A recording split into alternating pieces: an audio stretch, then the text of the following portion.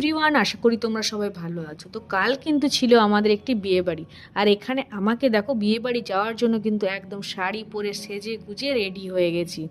তো আমাকে একবার কমেন্টে জানিও আমাকে সেজে গুজে কেমন লাগছে। তো চলো বিয়ে বাড়িতে যাওয়া যাক। আমরা বিয়ে বাড়িতে পৌঁছে গিয়েছি, পৌঁছানোর পর কিন্তু সোজা চলে গেলাম বিয়ের কনের কাছে। তো কনের কাছে যাওয়ার পর কনে তো ফটোশ্যুটেই ব্যস্ত। তো ফটোশ্যুটে তো ব্যস্ত, এটা তো স্বাভাবিক। তো আমরা ফটোশ্যুট কমপ্লিট করে কিন্তু আমরা সোজা চলে গেলাম খাওয়ারের স্টলের দিকে। আর এখানে দেখো কি কি স্টল রয়েছে: মোমো, পাপড়ি চাট, চিকেন কাবাব, মকটেল, পান,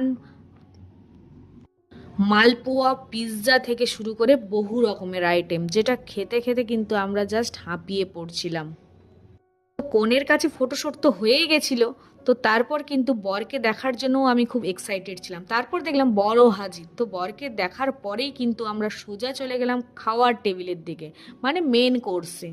তারপর খাওয়ার টেবিলে যাওয়ার পর মানে তোমাদের কি বলবো, এত এত পরিমাণে খাবারের মেনু ছিল, যেটা তোমরা দেখতেই পাচ্ছ। জলের বোতল আর মেনু কার্ড তো অলরেডি চলেই এসে।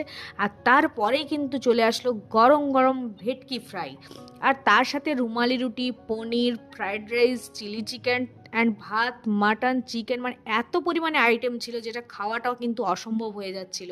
তো খাওয়া দাওয়া শেষ করে কিন্তু আমরা চলে আসলাম বাড়ি। তো আজকে ছিল এটাই আমাদের ব্লগ। যদি ভালো লাগে তো কমেন্টে জানিও। টাটা।